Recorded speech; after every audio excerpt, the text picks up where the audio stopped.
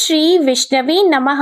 मैं हूँ वामिका और आप सभी का हमारे चैनल आध्यात्मिक सागर में बहुत बहुत स्वागत है। माघ मास के कृष्ण पक्ष की एकादशी को षटतिला एकादशी कहते हैं। साल 2024 में षटतिला एकादशी का व्रत 6 फरवरी दिन मंगलवार को रखा जाएगा। शास्त्रों के अनुसार इस दिन तिल का 6 प्रकार से प्रयोग होने के कारण इस एकादशी को षटतिला एकादशी कहते हैं। इस एकादशी पर भगवान विष्णु जी की पूजा करने से शुभ फलों की प्राप्ति होती है और सभी कष्टों का निवारण होता है और जीवन में सुख शांति बनी रहती है। इसी के साथ दाम्पत्य जीवन भी खुशहाल बना रहता है और हमें जीवन में सफलता प्राप्त होती है। तो आइए आज की वीडियो में आप सुनिए षटतिला एकादशी की बड़ी ही दुर्लभ कथा। आज के दिन एकादशी माता और षटतिला एकादशी की पवित्र कथा को सुनने से मनुष्यों के सभी पाप और संकट कट जाते हैं और मनोकामनाओं की पूर्ति होती है, वैकुंठ की प्राप्ति होती है। तो सभी लोग बड़ी श्रद्धा और प्रसन्न चित्त मन से इस कथा को पूरा अवश्य सुनिए। प्रेम से बोलिए भगवान श्री लक्ष्मी नारायण जी की जय। भगवान श्री कृष्ण के श्री मुख से एकादशी व्रत का महात्म्य सुनकर श्रद्धा पूर्वक उन्हें प्रणाम करते हुए धर्मराज युधिष्ठिर ने कहा कि हे केशव, आपके श्री मुख से एकादशियों की कथाएं सुनकर मुझे असीम आनंद की प्राप्ति हुई है। हे मधुसूदन, कृपया अन्य एकादशियों का महत्व सुनाने की भी कृपा करें। तब भगवान श्री कृष्ण मुस्कुराते हुए धर्मराज से कहने लगे, हे धर्मराज, अब मैं माघ मास के कृष्ण पक्ष की षटतिला एकादशी की व्रत कथा कहता हूँ, तुम इसे ध्यान पूर्वक सुनो। एक समय दालभ्य ऋषि ने पुलस्त्य ऋषि से पूछा, हे महाराज, पृथ्वी लोक में मनुष्य ब्रह्म हत्या आदि महान पाप करते हैं, पराये धन की चोरी तथा दूसरे की उन्नति देखकर ईर्ष्या करते हैं, साथ ही अनेक प्रकार के व्यसनों में फंसे रहते हैं, फिर भी उनको नरक प्राप्त नहीं होता। इसका क्या कारण है? वे न जाने कौन सा दान पुण्य करते हैं जिससे उनके पाप नष्ट हो जाते हैं। यह सब कृपा पूर्वक आप कहिए। तब पुलस्त्य मुनि कहने लगे कि हे महाभाग, आपने मुझसे अत्यंत गंभीर प्रश्न पूछा है। इससे संसार के जीवों का अत्यंत भला होगा। इस भेद को ब्रह्मा, विष्णु, रुद्र तथा इंद्र आदि भी नहीं जानते, परंतु मैं आपको यह गुप्त तत्व अवश्य बताऊंगा। उन्होंने कहा कि माघ मास लगते ही मनुष्य को स्नान आदि करके शुद्ध रहना चाहिए। इंद्रियों को वश में कर काम, क्रोध, लोभ, मोह, अहंकार, ईर्ष्या तथा द्वेष आदि का त्याग करके भगवान का स्मरण करना चाहिए। पुष्य नक्षत्र में गोबर, कपास, तिल मिलाकर उनके कंडे बनाना चाहिए। उन कंडों से 108 बार हवन करना चाहिए। उस दिन मूल नक्षत्र हो और एकादशी तिथि हो तो अच्छे पुण्य देने वाले नियमों को ग्रहण करें। स्नान आदि नित्य क्रिया से निवृत्त होकर सब देवताओं के देव श्री भगवान का पूजन करें और एकादशी व्रत धारण करें। रात्रि को जागरण भी करना चाहिए। उसके दूसरे दिन धूप, दीप, नैवेद्य आदि से भगवान का पूजन करके खिचड़ी का भोग लगाएं। इसके बाद पेठा, नारियल, सीताफल या सुपारी का अर्घ देकर स्तुति करनी चाहिए कि हे भगवान, आप दीनों को शरण देने वाले हैं, इस संसार सागर में फंसे हुओं का उद्धार करने वाले हैं। हे पुंडरीकाक्ष, हे विश्व भावन, हे सुब्रहाण्य, हे पूर्वज, हे जगतपते, आप लक्ष्मी जी सहित इस तुच्छ अर्घ को ग्रहण करें। इसके बाद जल से भरा हुआ घड़ा ब्राह्मण को दान करें तथा ब्राह्मण को श्यामा गऊ और तिल पात्र देना भी उत्तम है। तिल का स्नान और भोजन दोनों ही श्रेष्ठ है। इस प्रकार जो मनुष्य जितने तिलों का दान करता है उतने ही 1000 वर्ष स्वर्ग में वास करता है। तिल का स्नान तिल का उबटन, तिल का हवन, तिल का तर्पण, तिल का भोजन और तिलों का दान, ये तिल के 6 प्रकार हैं। इनके प्रयोग के कारण यह षटतिला एकादशी कहलाती है। इस व्रत के करने से अनेक प्रकार के पाप नष्ट हो जाते हैं। इतना कहकर पुलस्त्य ऋषि कहने लगे कि अब मैं तुमसे इस एकादशी की कथा कहता हूँ। एक समय नारद जी ने भगवान श्री विष्णु से यही प्रश्न किया था और भगवान ने जो षटतिला एकादशी का महात्म्य नारद जी से कहा था, सो मैं तुमसे कहता हूँ। भगवान ने नारद जी से कहा कि हे नारद, मैं तुमसे सत्य घटना कहता हूँ, ध्यान पूर्वक सुनो। प्राचीन काल में मृत्यु लोक में एक ब्राह्मणी रहती थी। वह सदैव व्रत किया करती थी। एक समय वह 1 मास तक व्रत करती रही। इससे उसका शरीर अत्यंत दुर्बल हो गया। यद्यपि वह अत्यंत बुद्धिमान थी, तथापि उसने कभी देवताओं या ब्राह्मणों के निमित्त अन्न या धन का दान नहीं किया था।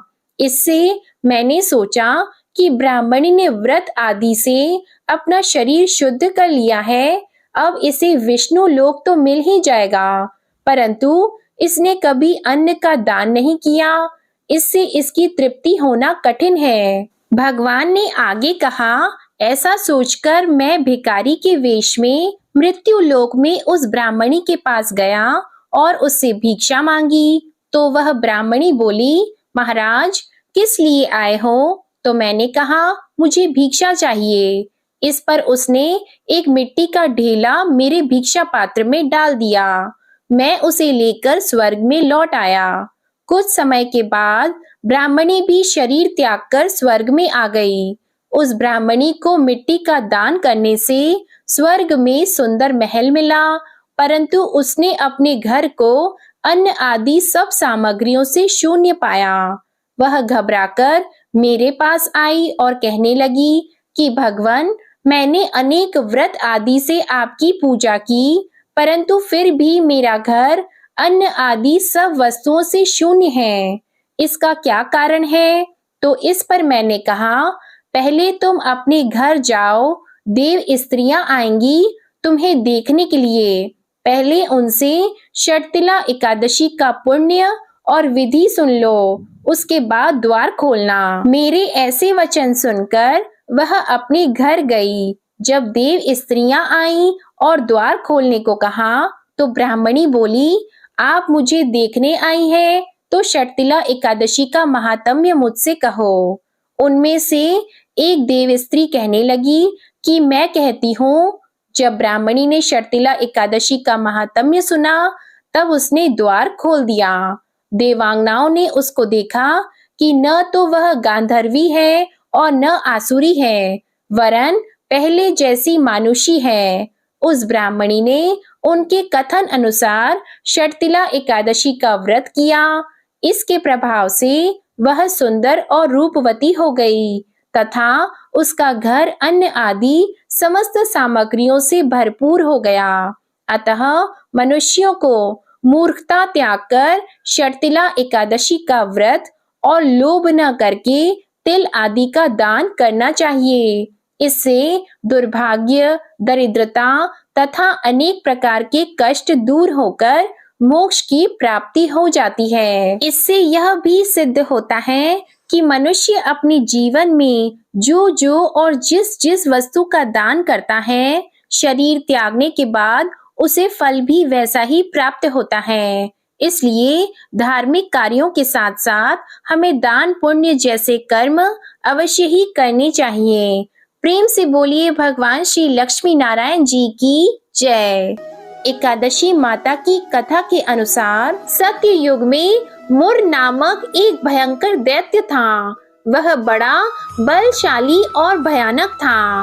उस भयानक और प्रचंड शक्तिशाली दैत्य ने इंद्र, आदित्य, वसु, वायु, अग्नि आदि समस्त देवताओं को पराजित करके स्वर्ग से भगा दिया। तब इंद्र सहित सब देवताओं ने भयभीत होकर भगवान उमापति भोले शंकर को अपने दुखों का कारण और उस भयानक दैत्य का वृतांत सुनाया। देवता हाथ जोड़कर बोले, हे कैलाशवासी अविनाशी, मूर दैत्य के भय से भयभीत होकर समस्त देवी देवता बेचैन हुए मृत्यु लोक में मारे मारे फिर रहे हैं। समस्त सुर समाज को बेचैन देखकर और उनकी अनन्य विनय सुनकर भगवान भोले भंडारी बोले, हे देवताओं, तीनों लोकों के स्वामी और भक्तों के समस्त दुखों का विनाश करने वाले भगवान विष्णु की शरण में जाओ। वे ही तुम्हारे इस महान कष्ट का निवारण करेंगे। भगवान शिव जी की यह बात सुनकर इंद्र आदि समस्त देवता एकत्रित होकर क्षीर सागर, जहाँ शेष नाग की शैया पर भगवान कमलापति शयन कर रहे थे, वहां जा पहुँचे। वहां पहुंचकर भगवान विष्णु को सोते हुए देखकर सभी देवता हाथ जोड़कर और नतमस्तक होकर स्तुति तथा विनती करने लगे। देवताओं ने कहा, हे शंख चक्र गदा पद्मा तथा वनमालाओं से अलंकृत देवादिदेव, हे देवताओं द्वारा स्तुति करने योग्य आपको कोटि कोटि प्रणाम है। हे सुर नर मुनि जन की रक्षा करने वाले महाप्रभु, आपको बारंबार नमस्कार है। हे दया के धाम प्रभु, आप हमारी रक्षा कीजिए। दैत्यों से भयभीत होकर हम आपकी शरण आए हैं। आप ही इस समस्त ब्रह्मांड के कर्ता धर्ता और माता पिता हैं। आप ही उत्पत्ति और पालन करता तथा संहार करने वाले और सबको शांति प्रदान करने वाले हैं। आकाश और पाताल भी आप ही हैं। आप ही हम सबके पितामह, सूर्य चंद्र अग्नि वायु ब्रह्मा, हव्य कव्य मंत्र तंत्र यज्ञमान यज्ञ कर्म करता और भोक्ता भी आप ही हैं। आप सर्वव्यापक हैं। आपके अतिरिक्त चर अचर कुछ भी नहीं है। हे महाप्रभु, दैत्य मूर ने हमें पराजित करके स्वर्ग से भगा दिया। हम सब देवता इधर उधर मारे मारे फिर रहे हैं। सो हे मधुसूदन, आप उन दैत्यों से हम सबकी रक्षा कीजिए, रक्षा कीजिए। देवताओं की यह विनती सुनकर भगवान कमलापति बोले, हे सुरों, ऐसा मायावी दैत्य कौन है? उसमें ऐसा कितना बल है? वह किसके आश्रय है तथा वह कहाँ रहता है? यह सब मुझसे कहो। भगवान विष्णु की यह बात सुनकर देवराज इंद्र बोले, हे प्रभु, प्राचीन काल में नाड़ी जंत नाम का एक राक्षस था। उसी का पुत्र महाबलशाली महापराक्रमी विश्व विख्यात मुर नाम का दैत्य है। वह चंद्रावती नामक नगरी में रहता है। उस महाअसुर ने समस्त देवताओं को स्वर्ग से निकाल के अपना अधिकार कर लिया है। वह स्वयं इंद्र अग्नि वरुण कुबेर यम आदि सबके स्थान पर अपना आधिपत्य जमाकर और स्वयं सूर्य बनकर प्रकाश करता है। हे असुर निकंदन, उस दैत्य का संहार करके हम सब देवताओं की रक्षा कीजिए। हम सब आपकी शरण हैं। इंद्र के ये वचन सुनकर भगवान कमलापति बोले, हे देवताओं, तुम घबराओ मत, मैं शीघ्र ही तुम्हारे शत्रु का संहार करूंगा। तुम सब अब चंद्रावती नगर को चलो। समस्त देवताओं सहित भगवान विष्णु भी चंद्रावती नगर को चल दिए। उस समय दैत्यराज मुर दैत्य सेना सहित युद्ध भूमि में बड़े अभिमान से गरज रहा था। उस महादैत्य की घोर गर्जना को सुनकर सब देवता भयभीत होकर चारों दिशाओं में भाग खड़े हुए। यह देखकर स्वयं भगवान विष्णु रणभूमि में पहुंच गए। भगवान कमलापति को रणभूमि में देखकर दैत्य दल ने नाना प्रकार के अस्त्र शस्त्रों से भगवान विष्णु पर प्रहार किया। भगवान ने यह देखकर अपने तीखे बाण छोड़े, जो नागों की तरह से लहराते हुए जाकर दैत्यों के अंगों को बींधने लगे। सभी दैत्य उनके हाथों से मारे गए। केवल दैत्य राज मुर ही जीवित बचा था। दैत्यराज मुर अविचल भाव से भगवान के साथ युद्ध करता रहा। यह देखकर सुर समाज अत्यंत बेचैन होने लगा। भगवान जो भी तीक्ष्ण बाण उसके शरीर में मारते वे उसके अंगों में पुष्पों के समान लगते थे। शस्त्रों से उस महादैत्य का शरीर छिन्न भिन्न हो गया, परंतु वह फिर भी युद्ध करता रहा। इसके बाद भगवान और दैत्य का मल्ल युद्ध होने लगा। इस प्रकार 10,000 वर्ष तक दोनों का युद्ध हुआ, परंतु वह महाबली दैत्य फिर भी पराजित नहीं हुआ। तब भगवान उस मुर दैत्य से लड़ते लड़ते थक गए और बद्रिकाश्रम को चले गए। वहां पर हेमवती नाम की एक सुंदर गुफा थी। विष्णु भगवान उस गुफा में विश्राम करने लगे। वह गुफा 12 योजन लंबी और उसका एक ही द्वार था। दैत्यराज मुर भी भगवान का पीछा करते हुए उस गुफा में पहुंच गया। वह दैत्य भगवान विष्णु को सोया देखकर उन्हें मारने के लिए उद्यत हुआ। वह अभी मारने का प्रयत्न कर ही रहा था कि उसी क्षण विष्णु भगवान के शरीर से एक अति तेजस्वी तथा अत्यंत प्रभावशाली कन्या अस्त्र शस्त्र धारण किए हुए उत्पन्न हुई। उस कन्या के बल पराक्रम को देखकर आश्चर्यचकित हुआ मुर उसके साथ युद्ध करने लगा। उस कन्या के युद्ध कौशल, पराक्रम तथा वीरता को देखकर दैत्य ने विचार किया कि इस कन्या को इतना भयानक युद्ध करना किसने सिखाया है? यह तो बड़ा भयंकर युद्ध करती है। वह अभी विचार कर ही रहा था कि उस प्रभावशाली देवी ने एक ऐसा बाण मारा कि दैत्यराज का रथ टूटकर चूर-चूर हो गया। देवी ने उसके अस्त्र शस्त्रों को काटकर टुकड़े टुकड़े कर दिए। अब वह भयानक दैत्यराज मुर मल्ल युद्ध करने लगा, परंतु देवी ने धक्का मारकर उसे मूर्छित कर दिया। जब वह दैत्य मूर्छा से जागा तो उस कन्या ने उसका सिर काट डाला। इस प्रकार वह दैत्य तो पृथ्वी पर गिरकर मृत्यु को प्राप्त हुआ और बाकी दैत्य भयभीत होकर पाताल लोक को भाग गए। जब भगवान विष्णु की निद्रा टूटी तो उन्होंने मुर दैत्य के कटे हुए सिर तथा दोनों हाथ जोड़कर खड़ी हुई एक कन्या को देखा। भगवान उस कन्या से पूछने लगे, हे देवी, जिस दैत्य के भय से इंद्र आदि सब देवता भयभीत होकर स्वर्ग को छोड़कर भाग गए थे, उसको किसने मारा है? वह कन्या कहने लगी, भगवान, जब आप निद्रा में थे तब यह दैत्य आपको मारने के लिए उद्यत हुआ था। उस समय आपके शरीर से उत्पन्न होकर मैंने इस दैत्य का वध किया है। यह सुनकर भगवान बोले, हे देवी, तुमने इस दैत्य को मारकर देवताओं का महान उपकार किया है, अतः तुम इच्छा अनुसार वर मांगो।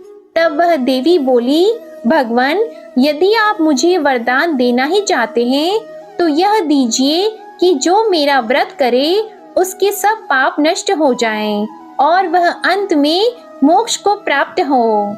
रात्रि को भोजन करने वाले को आधा फल और एक बार भोजन करे उसको भी आधा फल प्राप्त हो। जो मनुष्य भक्ति पूर्वक मेरे व्रत को करे वह निश्चय ही आपके लोक को प्राप्त हो। जो कोई मेरे व्रत में एक बार भी भोजन न करे उसको धर्म, धन और मुक्ति प्राप्त हो। भगवान ने कहा, हे कल्याणी, ऐसा ही होगा। मेरे और तुम्हारे भक्त एक ही होंगे और वे जीवन में सभी सुखों को प्राप्त करेंगे तथा अंत में मेरे लोक को प्राप्त होंगे। क्योंकि तुम एकादशी को उत्पन्न हुई हो, अतः तुम्हारा नाम एकादशी होगा। तुम मुझे सब तिथियों से प्रिय हो, इस कारण तुम्हारे व्रत का फल सभी तीर्थों से अधिक फलदायी होगा। भगवान के ऐसे उत्तम वचनों को सुनकर वह देवी अत्यंत प्रसन्न हुई। एकादशी पापों को नष्ट करने वाली तथा सिद्धि देने वाली है। जो मनुष्य इस एकादशी महात्म्य को पढ़ता अथवा सुनता है उसको अश्वमेध यज्ञ का फल प्राप्त होता है। वह करोड़ों वर्ष तक विष्णु लोक में वास करता है और वहाँ भी उसका पूजन होता है।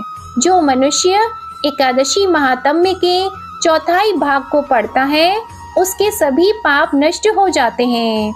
वैष्णव धर्म के समान अन्य कोई धर्म नहीं है और एकादशी व्रत के समान दूसरा कोई व्रत नहीं है। प्रेम से बोलिए भगवान विष्णु जी और माता लक्ष्मी जी की जय। एकादशी माता की जय। कथा के बाद अब आप आरती श्रवण कीजिए। ओम जय एकादशी माता मैया, जय एकादशी माता। विष्णु पूजा व्रत को धारण कर, विष्णु पूजा व्रत को धारण कर, शक्ति मुक्ति पाता। ओम जय एकादशी माता। तेरे नाम गिनाऊं देवी, भक्ति प्रदान करनी मैया, भक्ति प्रदान करनी। गण गौरव की देनी, गण गौरव की देनी, माता शास्त्रों में वरनी। ओम जय एकादशी माता। मार्गशीर्ष की कृष्ण पक्ष की उत्पन्ना विश्व तारिणी जन्मी मैया, उत्पन्ना विश्व तारिणी जन्मी। शुक्ल पक्ष में हुई मोक्षदा, मुक्तिदाता बन आई। ओम जय एकादशी माता। पौष के कृष्ण पक्ष की सफला नामक है, सफला नामक है। शुक्ल पक्ष में होए पुत्रदा, आनंद अधिक रहे। ओम जय एकादशी माता। नाम षटतिला माघ मास में कृष्ण पक्ष आवे मैया, कृष्ण पक्ष आवे। शुक्ल पक्ष में जया कहावे, शुक्ल पक्ष में जया कहावे, विजय सदा पावे। ओम जय एकादशी माता। विजया फागुन कृष्ण पक्ष में शुक्ला आमल की मैया, शुक्ला आमल की। पाप मोचनी कृष्ण पक्ष में चैत्र महाबली की। ओम जय एकादशी माता। चैत्र शुक्ल में नाम कामदा, धन देने वाली मैया, धन देने वाली। नाम वरूथिनी कृष्ण पक्ष में, नाम वरूथिनी कृष्ण पक्ष में, वैशाख माह वाली। ओम जय एकादशी माता। शुक्ल पक्ष में होई मोहिनी, अपराज्येष्ठ कृष्ण पक्षी। नाम निर्जला सब सुख करनी, नाम निर्जला सब सुख करनी। शुक्ल पक्ष रखी। ओम जय एकादशी माता। योगिनी नाम आषाढ़ में जानो, कृष्ण पक्ष करनी।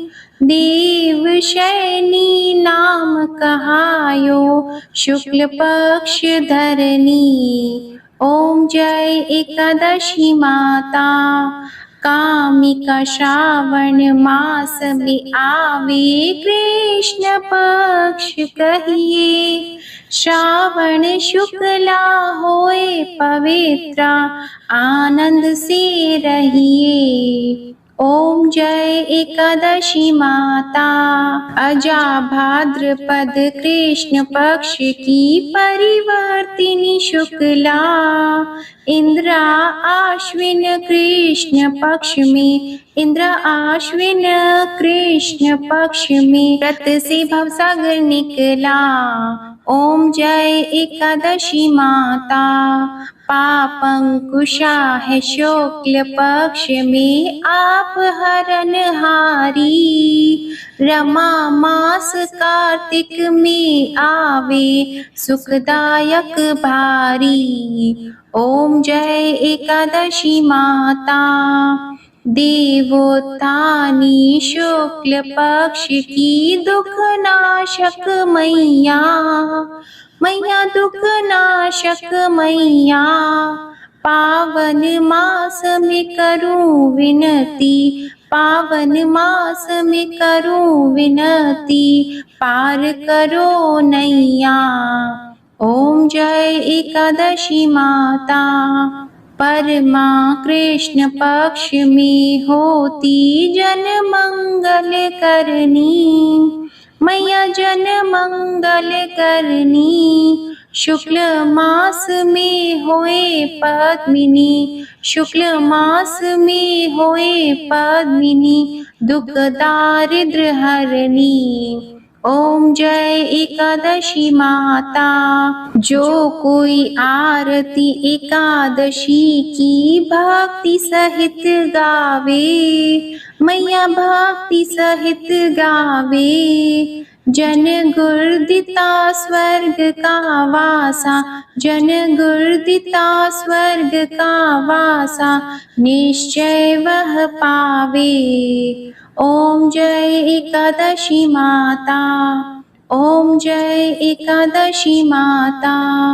ओम जय एकादशी माता। प्रेम से बोलिए एकादशी माता की जय।